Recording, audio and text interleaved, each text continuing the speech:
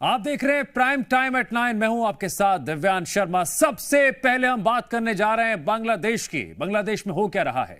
तख्ता पलट के बाद अभी भी हालात सुलग रहे हैं। जगह जगह उपद्रव और हिंसा हो रही है। उस हिंसा के सबसे ज्यादा शिकार हो रहे हैं बांग्लादेश में रहने वाले हिंदू। इन सब के बीच बांग्लादेश से भागकर भारत पहुंची शेख हसीना अभी भी देश में ही है।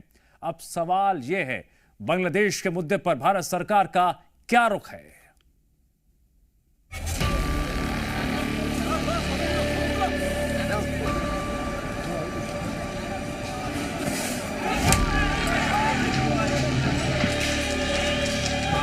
जनता जो होती है, चाहे बांग्लादेश हो चाहे हिंदुस्तान हो, किसी भी डेमोक्रेटिक कंट्री में एक हद तक जनताएं सह लेती है, बाद में सड़क पर उतरती है। हर डिक्टेटर का यही ये लेसन है, न सिर्फ बांग्लादेश के लिए बल्कि हर एक डिक्टेटर के लिए, हमारे भी।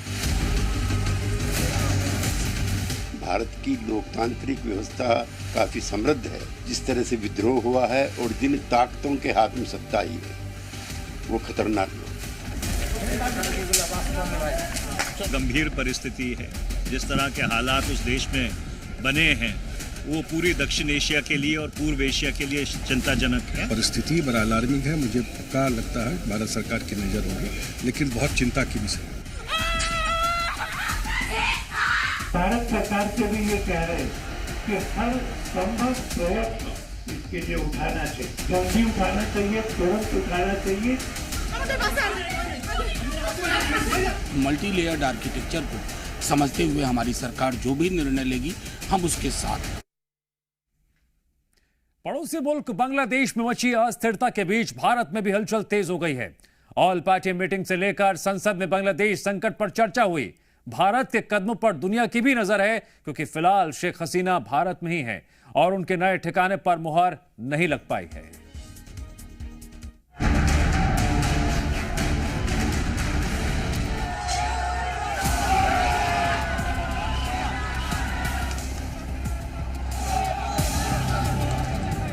बांग्लादेश संकट पर सरकार ने आज सुबह सर्वदलीय बैठक बुलाई। विदेश मंत्री एस जयशंकर ने पूरे घटनाक्रम पर सरकार का पक्ष सभी दलों के नेताओं के सामने रखा और दोपहर में राज्यसभा में सरकार की तरफ से बांग्लादेश मामले पर बयान दिया गया। What was particularly worrying was that minorities, their businesses and temples also came under attack at multiple locations. After a meeting with leaders of the security establishment, Prime Minister Sheikh Hasina apparently made the decision to resign. At very short notice, she requested approval. विदेश मंत्री S Jaishankar ने बांग्लादेश में हिंदुओं के हालात से लेकर शेख हसीना के भारत में आने को लेकर बेहद ही संतुलित बयान दिया। विदेश मंत्रालय की पूरे घटनाक्रम पर पैनी नजर है, तो सीमा सुरक्षा को लेकर गृह मंत्रालय चौकस है। संसद भवन में गृह मंत्री अमित शाह ने भी विदेश मंत्री एस जयशंकर और अजीत डोवाल के साथ बैठक की, जिसमें गृह सचिव समेत कई आला अधिकारी मौजूद रहे। बैठक में बांग्लादेश के हालात और सीमा सुरक्षा पर चर्चा की गई। भारत बांग्लादेश सीमा पर पैरामिलिट्री फोर्स बीएसएफ तैनात होती है, जो गृह मंत्रालय के अधीन आती है। कल ही बीएसएफ को बॉर्डर पर हाई अलर्ट कर दिया गया है। बांग्लादेश में उग्र प्रदर्शनकारियों के निशाने पर शेख हसीना थी। फिलहाल वो भारत में है। कल खबर आई थी कि वो जल्द से जल्द ब्रिटेन में शरण ले सकती हैं, लेकिन फिलहाल ब्रिटेन की तरफ से शेख हसीना को ग्रीन सिग्नल नहीं मिला है। तो सवाल उठता है कि क्या हसीना भारत में लंबे वक्त तक रहेंगी, और अगर ऐसा हुआ तो फिर भारत और बांग्लादेश के आगे का भविष्य क्या होगा? के लिए नुकसान हो सकता है।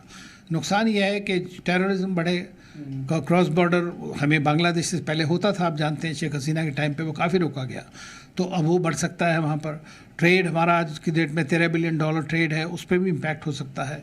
जो एग्रीमेंट्स चल रहे थे या फ्री ट्रेड एग्रीमेंट, ये इस तरह की चीज़ें, तो उन सब में थोड़ा हाइटस आ सकता है। ये सवाल इसलिए भी बड़ा है क्योंकि 19,000 भारतीय फिलहाल बांग्लादेश में हैं।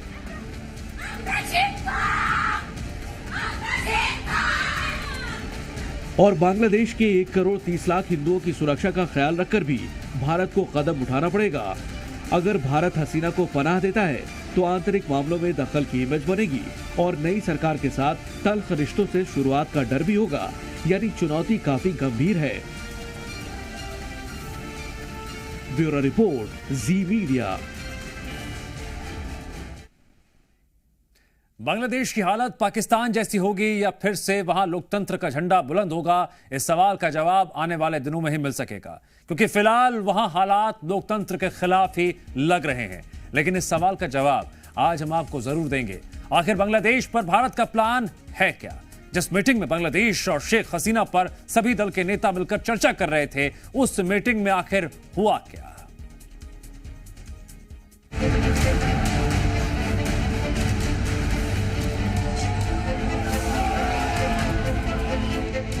विदेश मंत्री एस जयशंकर एक्टिव हैं,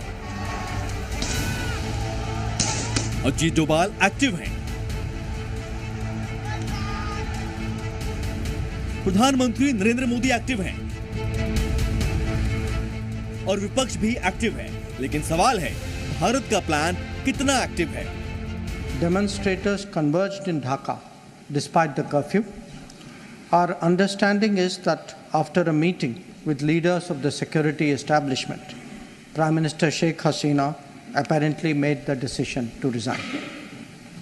At very short notice, she requested approval.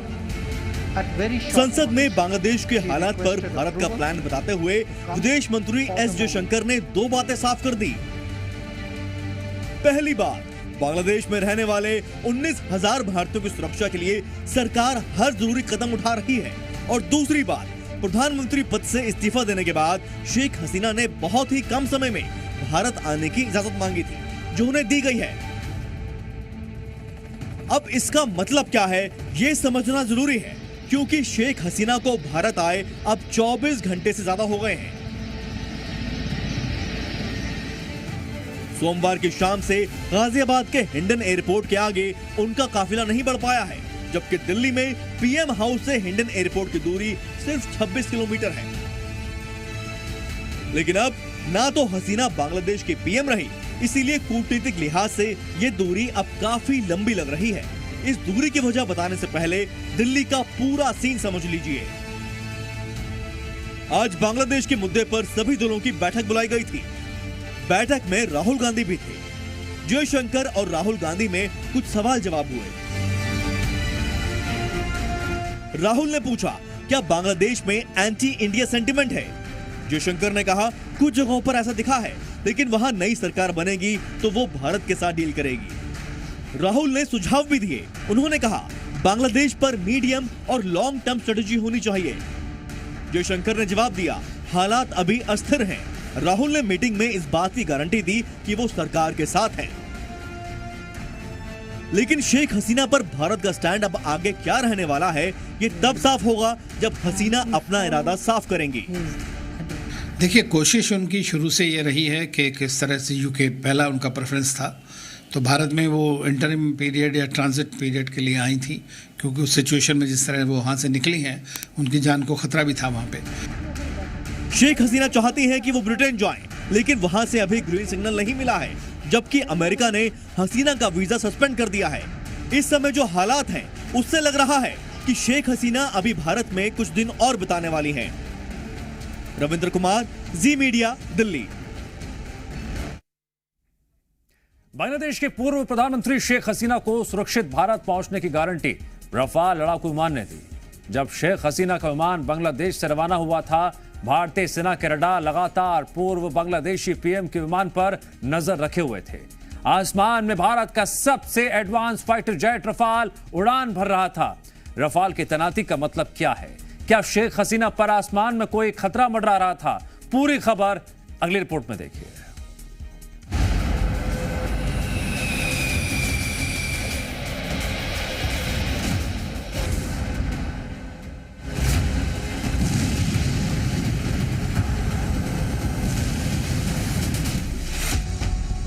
पांच अगस्त को रफाल फाइटर जेट ने शेख हसीना को बचा लिया। तख्ता पलट के बाद शेख हसीना ने सीधे दिल्ली से संपर्क साधा। बांग्लादेश एयरफोर्स के एक ट्रांसपोर्ट एयरक्राफ्ट के जरिए शेख हसीना भारत आईं। ये काफी कम ऊंचाई पर उड़ते हुए भारतीय सीमा में दाखिल हुआ। यानी संभव है कि इस विमान को बांग्लादेश में खुद पर खतरा दिख रहा था। सूत्रों के मुताबिक भारत बांग्लादेश सीमा पर लगे रडार एक्टिव थे। उन्होंने इस विमान पर नजर बनाई हुई थी। भारतीय सीमा में दाखिल होने से कई किलोमीटर पहले ही इस एयरक्राफ्ट की निगरानी शुरू हो गई थी। ये विमान दिल्ली की तरफ बढ़ता उससे पहले ही लड़ाकू विमान तैनात कर दिए गए थे। शेख हसीना के खिलाफ बांग्लादेश में तख्ता पलट हुआ। इमरजेंसी सिचुएशन को देखते हुए पश्चिम बंगाल के हाशिमारा एयरबेस से 2 रफाल लड़ाकू विमानों को तैनात किया गया। इन फाइटर जेट्स पर शेख हसीना के विमान को सुरक्षित रास्ते से होते हुए गाजियाबाद पहुंचाने की जिम्मेदारी थी। सूत्रों के मुताबिक ये रफाल विमान बिहार और झारखंड की सीमा के पास पेट्रोलिंग करते रहे। असल में जिस हालात में शेख हसीना ने बांग्लादेश छोड़ा, उन पर खतरे की आशंका थी और इसीलिए भारतीय सेना ने सुरक्षा देने के लिए हर संभव कदम उठाया। हालांकि आसमान में रफाल का होना शेख हसीना के दुश्मनों के लिए भी एक मैसेज था। शायद इस वजह से वो सही सलामत बांग्लादेश से बाहर निकल आए। आसमान में रफाल तैनात होने की वजह समझिए। बांग्लादेश की सेना ने शेख हसीना को मुल्क छोड़ने के लिए सिर्फ और सिर्फ 45 मिनट का वक्त दिया था। अगर देरी होती तो शेख हसीना को वहीं गिरफ्तार किया जा सकता था, पर बांग्लादेश से उनको सुरक्षित भारत लाने का ऑपरेशन खुद भारतीय सेना अंजाम दे रही थी। वायुसेना प्रमुख air chief marshal BR Chaudhary और सेना प्रमुख जनरल उपेंद्र द्विवेदी ने खुद इस ऑपरेशन की निगरानी की। खुफिया एजेंसियों के चीफ और टॉप मिलिट्री लीडरशिप ने भी इसमें योगदान दिया। शाम करीब 5:45 पर शेख हसीना का विमान गाजियाबाद के हिंडन एयरबेस पर पहुंचा। वहां national security adviser Ajit Doval ने उनका स्वागत किया। हालांकि ढाका से गाजियाबाद पहुंचने का यह प्लान इसलिए कामयाब हो गया क्योंकि शेख हसीना की रक्षा के लिए रफाल वहां मौजूद थे। ब्यूरो रिपोर्ट, जी मीडिया। बस एक दिन में, जी हां, बस एक दिन में ही शेख हसीना प्रधानमंत्री से सीधा शरणार्थी बन गई। कुछ दिन पहले तक शेख हसीना राजकीय दौरे पर विदेश जाया करती थीं। अब शरणार्थी बनने के लिए दुनिया के देशों से मदद मांग रही हैं। अमेरिका ने तो शेख हसीना को अपने देश में ही घुसने से रोक दिया और पश्चिमी देशों से भी अभी कोई मदद नहीं मिली है। इस बीच शेख हसीना के बेटे ने तख्ता पलट के पीछे अमेरिका का हाथ होने का शक जताया है।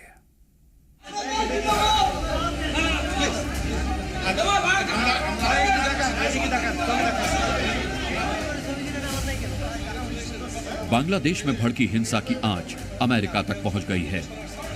प्रदर्शनकारियों ने न्यूयॉर्क में बांग्लादेश के दूतावास पर धावा बोला।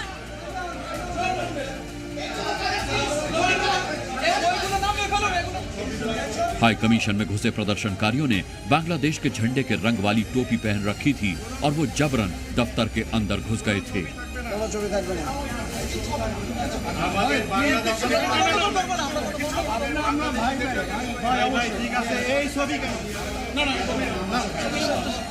गुस्साए प्रदर्शनकारियों ने बांग्लादेश के संस्थापक की जितनी भी तस्वीरें थी उन सबको उतार दिया। शेख हसीना के खिलाफ प्रदर्शन अमेरिका में भी होने लगे हैं। ऐसे में अब अमेरिका भी नहीं चाहता कि शेख हसीना वहां आएं। इसके लिए अमेरिका ने शेख हसीना के खिलाफ बड़ा कदम उठा दिया है। अमेरिका ने बांग्लादेश की पूर्व प्रधानमंत्री का वीजा ही रद्द कर दिया है। अमेरिका के इस कदम के बाद अब दूसरे पश्चिमी देश भी शेख हसीना को शरण देने में हिचकिचाएंगे। अमेरिका का ये रुख हैरान कर देने वाला है। इससे पहले शेख हसीना के तख्ता पलट पर भी अमेरिका ने शेख हसीना का साथ नहीं दिया था। We have seen the announcement that Prime Minister Hasina resigned from her position and departed Bangladesh. We are monitoring the situation carefully. The United States stands with the people of Bangladesh. America ने बांग्लादेशी सेना के संयम से काम लेने के तरीके की तारीफ करके भी चौंका दिया है। इस बीच पूर्व प्रधानमंत्री शेख हसीना के बेटे सजीव वाजेद ने इस तख्ता पलट के पीछे अमेरिका का हाथ होने का शक जाहिर किया है। सजीव वाजेद ने कहा है कि अमेरिका बांग्लादेश में मजबूत सरकार नहीं चाहता। वाजेद ने दावा किया है कि अमेरिका शेख हसीना पर कंट्रोल नहीं कर पा रहा था।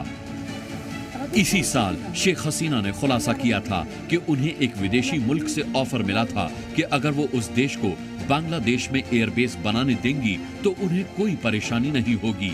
उन्होंने ऑफर के लिए व्हाइट मैन शख्स का भी जिक्र किया था। हसीना ने किसी देश का नाम तो नहीं लिया था, लेकिन इशारा अमेरिका की तरफ था। वैसे 2 साल पहले इमरान खान ने भी अमेरिका पर तख्ता पलट का आरोप लगाया था। तख्ता पलट के पीछे असली किरदार कौन है, इसका खुलासा तो शायद ही हो पाए। बहरहाल शेख हसीना का भविष्य अब शरणार्थी वाला हो गया है और अब वो पूरी तरह से दूसरे देशों की मदद पर निर्भर हैं। ब्यूरो रिपोर्ट, जी मीडिया। और यहां रुकेंगे ब्रेक के लिए।